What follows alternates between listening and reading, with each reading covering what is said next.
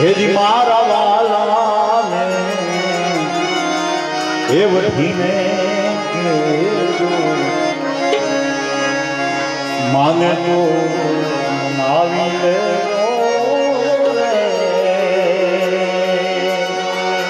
મારા વાલા એ વઠીને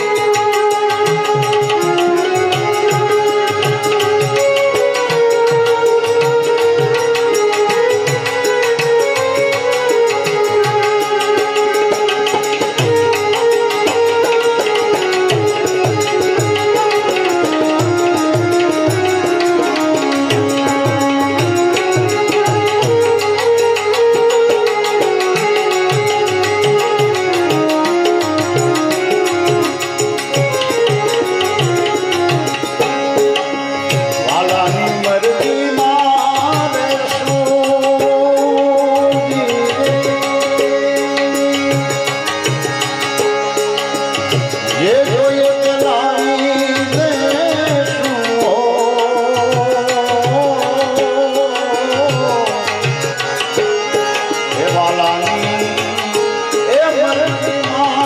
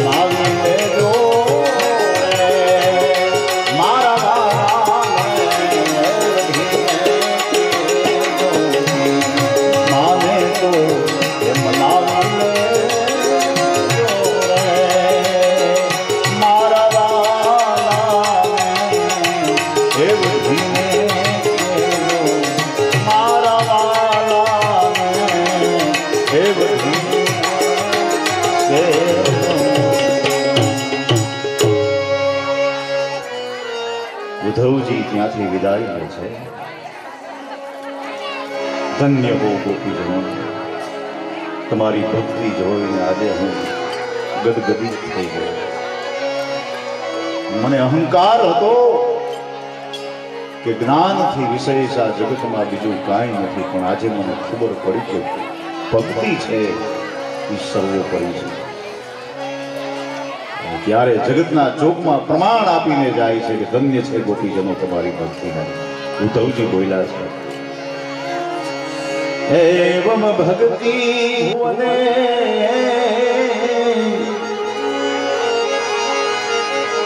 નેક્ષિતાન સુતા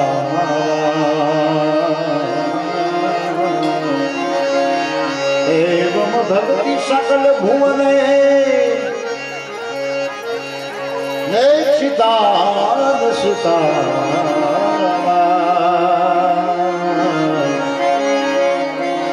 ન શાસ્ત્રે ન કિહ તપસો ગોપિકાભ્યો કિમ શાસ્ત્રો દે કિમિહ તપસા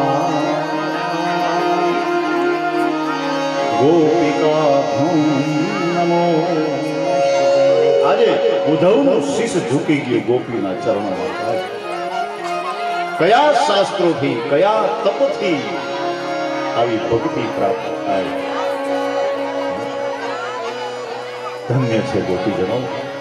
આજે તમારી ભક્તિ ત્રિભુવનને પાવન કરનારી છે. આજે મારા જ્ઞાનનું આની પાસે કાંઈ ના આવે. ધન્ય છે, તમારા ચરણોમાં કોટી કોટી વંદન છે. ઉદ્ધવજીને એ ગોપીના ચરણમાં વંદન કર્યા છે. જ્ઞાનનું અભિમાન હતું ને બધું ઓગળી ગયું. આજે આ જ્ઞાન અને ભક્તિની કથા છે. જ્ઞાનની સામે ભક્તિનો સર્વોપરી વિજય થયો ને એની આ કથા છે. જગતને બતાવ્યું કે એકલા જ્ઞાનનું કાંઈ કામ ના આવે. સાથે જો ભક્તિ હોય, પ્રેમ હોય, દીનતા હોય, વાત્સલ્ય હોય, સ્નેહ હોય તો એ જ્ઞાન ઉજળું થઈ જાય. બાકી કોરે કોરું જ્ઞાન, કોરે કોરી પંડિતાઈ શું કામમાં આવવાનું છે? ઉદ્ધવજી ત્યાંથી વિદાય લે છે. આ ઉદ્ધવ આગમનની કથા જગતને આ ઉપદેશ આપે છે. અને પછી તો એમ કહેવાય છે કે જ્યારે ભગવાનને આવીને મળે ઉદ્ધવ દીક્ષા આપવા માટે ગયા હતા પણ શિક્ષા લઈને આવ્યા. જો પ્રભુ મને માફ કરો, તમારા વ્રજવાસીઓના દર્શન કરીને હું કૃતાર્થ થઈ ગયો. મને આજે ખબર પડી કે ભક્તિનો કેટલો ઉજળો મહિમા છે આ જગતની અંદર. ઉદ્ધવ, મેં એટલા માટે તો તને ત્યાં મોકલ્યો તો, બાકી હું મારા વ્રજવાસીઓને છોડીને ક્યાંય ગયો જ નથી.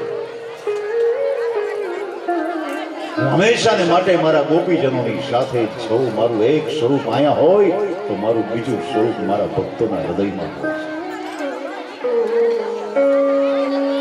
આ તો તને જ્ઞાનનું અભિમાન હતું ને એટલે જોઈ લીધું એ ભક્તિ.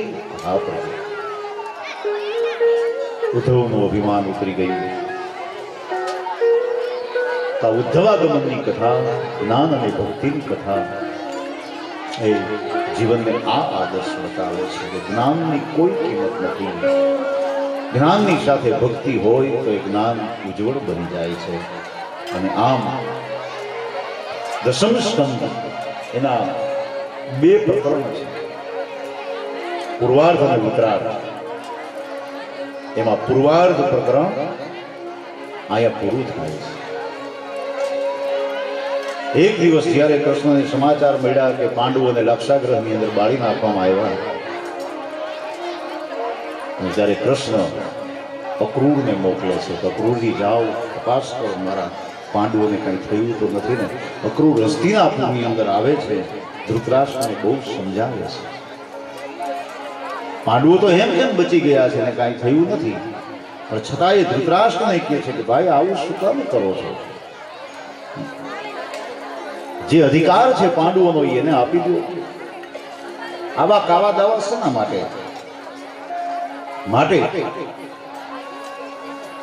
ત્યારે ધૃતરાષ્ટ્ર એમ કહે છે કે હે અક્રૂર, હું બધું જાણું છું, મને બધી ખબર છે, પણ જ્યારે મારા સંતાનો મારી સામે આવે છે ને ત્યારે મને એના તરફ મોહ જાગે છે. હું એ મમતા નથી છોડી શકતો. ત્યારે અક્રૂરે એને થોડા જ શબ્દોમાં બહુ સમજાવવાનો પ્રયત્ન કર્યો. જો બે જ લીટી છે. શું કીધું અક્રૂર? જન્મે છે જીવ એકલો અને મરે ત્યારે પણ એકલો. સુકૃત દુષ્કૃત તેરા ભોગવે જીવજે. જન્મે છે ત્યારે એકલો આવે, જાય છે ત્યારે એકલો જાય છે. એની સાથે કોઈ નથી જઈ શકતું, પણ કરેલા સત્કર્મ ને દુષ્કર્મના ફળ એની સાથે જાય છે.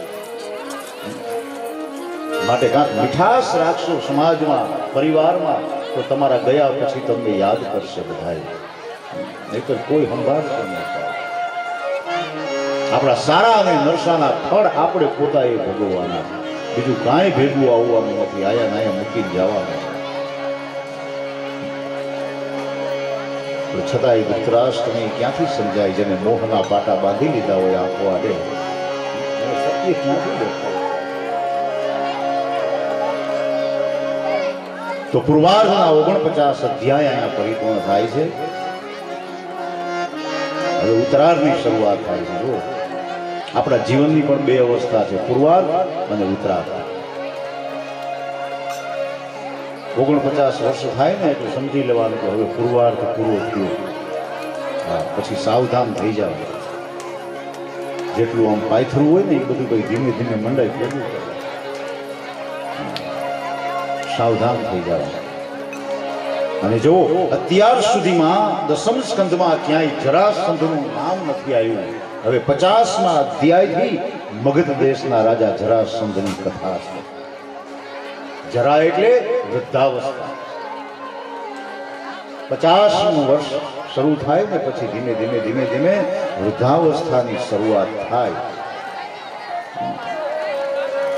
પછી આપણે આપણું જીવન, આપણો વ્યવહાર એ બધું ધીમે ધીમે પછી બદલતું જવું જોઈએ, તો જીવન જીવવાની મજા આવે.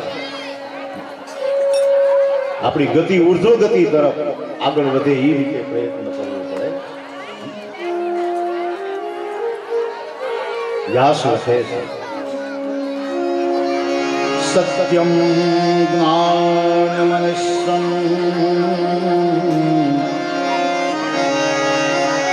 નિત્યમનાકાશં પરમાકાશં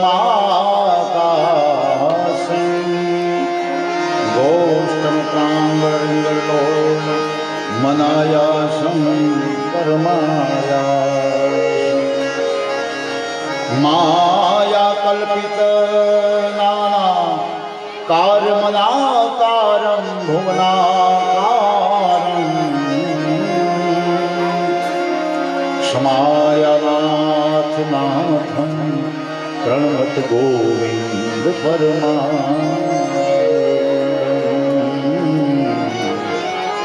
સમાયાનાથ નાથં પ્રણમત ગોવિંદ સત્યનો આશ્રય કરવો. બસ પછી ઉત્તરાર્ધ જીવન ધીમે ધીમે ધીમે ધીમે શરૂઆત થાય છે. અહીંયા પણ ઉત્તરાર્ધની શરૂઆત થઈ છે. અસ્તિ પ્રાપ્તિ સકંસસ્ય મહિષ્યો વર્તર્ષભ મૃતે ભરભરી દુખાર્તે યતુષ્મ પિતુ. અસ્તિ અને પ્રાપ્તિ, કંસની બે પત્નીઓ હતી. કંસની બે પત્નીઓ હતી, એકનું નામ અસ્તિ અને પ્રાપ્તિ. એ મગધ દેશના રાજા જરાસંધ, એની બે દીકરીઓ, એ કુંવરીઓ. કૃષ્ણએ જ્યારે કંસનો વધ કર્યો પછી આ બંને નિરાધાર થઈ ગઈ. પતિ વગરનું જીવન તો પછી કેમ જીવવું? એટલે આ જરાસંધની બંને દીકરીઓ દુઃખી થતી નથી, પોતાના બાપના ઘરે જાય છે. યુવાવસ્થા છે, પિતાના ખોળામાં માથું મૂકી અને રડે છે કે પિતાજી, કૃષ્ણએ અમારા પતિનો વધ કરી અમને વિધવા બનાવી, હવે અમારા જીવનની અંદર અમે શું કરીએ? કેવી રીતે આ જિંદગી વ્યતીત કરીએ? ત્યારે મગધ દેશનો રાજા જરાસંધ પોતાની યુવાન બંને કુંવરીઓને જોઈ અને એનું આમ લોહી કૃષ્ણની આઈ મતે ગોવાડી આવી. એના પતિનો વધ કરી મારી બંને આ દીકરીઓને વિધવા કરી છે, મને છોડી નહીં. અને એ જ સમયે કૃષ્ણની સાથે બદલો લેવા માટે જરાસંધે 23 અક્ષૌહિણી સેનાને તૈયાર કરી અને મથુરાના રાજ્ય ઉપર ચડાઈ કરવાનો નિર્ણય કર્યો કે હું યુદ્ધ કરી અને યાદવોને પરાસ્ત કરીશ. પછી જોઉં છું કે કૃષ્ણ મારી સામે કેમ કે કરે છે. ચડાઈ કરી પણ અહીંયા યાદવોનું સંગઠન બહુ સંગઠિત મજબૂત, બધા હળીમળીને રહેતા હતા અને બધા સાથે મળી અને એનો સામનો કર્યો. એટલે જરાસંઘ જીતો નહીં પણ પરાજિત થવું પડ્યું, હારી ગયો. બીજી વાર ચડાઈ કરી, બીજી વાર હારી ગયો, ત્રીજી વાર ચડાઈ કરી, ત્રીજી વાર હારી ગયો. આમ એક વખત નહીં પણ 17 વખત મથુરાના રાજ્ય ઉપર ચડાઈ કરી જરાસંઘ, છતાંય જીતી ન શક્યો, પરાજિત થયો. ત્યારે પંડિતો, એના મંત્રીઓ, પ્રધાનો એ બધા જરાસંઘને કહે છે કે મહારાજ આમ હારીને બેઠું ન રહેવાય. 17 વખત પરાજય થયો તો એમાં શું 18મી વખત ચડાઈ કરો અને 18મી વખત મથુરાના રાજ્ય ઉપર ચડાઈ કરવાનો નિર્ણય કરે જરાસંઘ. એના મિત્ર કાળયવનની પાસે જાય છે. કાળયવન બહુ શક્તિશાળી યક્ષ હતો. એની પાસે સેના પણ ઘણી હતી અને પોતે બહુ માયાવી હતી. એટલે જરાસંઘે જઈને કીધું કે મિત્ર તારી મદદની જરૂર છે. કાળયવન કહે બોલ શું છે? કે 17 વખત હું મથુરાના રાજ્ય ઉપર ચડાઈ કરી પણ યાદવોની સામે હું ટકી નથી શકતો. માટે તારી જો મદદ મળી જાય તો આપણે બંને સાથે મળી અને ચડાઈ કરી પછી યાદવો આપણી સામે નહીં ટકી. કાળયવન કહે ભલે કાંઈ વાંધો નહીં, હું શું મારી સેના હું તને આપું, જા. આપણી બંનેની સેના ભેગી કરી અને ચડાઈ કરી અને હું પણ આવું છું. પછી જોઉં છું કે ગોવાળો આપણી સામે ક્યાં સુધી ટકે. આમ બંનેનું સૈન્ય ભેગું થયું અને કાળયવન પણ સાથે આવ્યો. બંને સાથે મળી અને ચડાઈ કરવાનો નિર્ણય કર્યો. અહીંયા યાદવોને ખબર પડી, તત્કાલ સભા બોલાવી. સભામાં કૃષ્ણને બોલાવવામાં આવ્યા છે. બધા વડીલો બેઠા છે. અક્રૂરજી બેઠા છે, ઉદ્ધવજી બેઠા છે, બધા વડીલો છે, ઉગ્રસેન છે. અને કૃષ્ણને કીધું ભરી સભામાં, કૃષ્ણ 17 વખત તો જરાસંઘને હરાવ્યો પણ 18મી વખત ચડાઈ કરે છે અને એકલો નથી, કાળયવન સાથે છે. કૃષ્ણએ કીધું કે હા મને ખબર છે.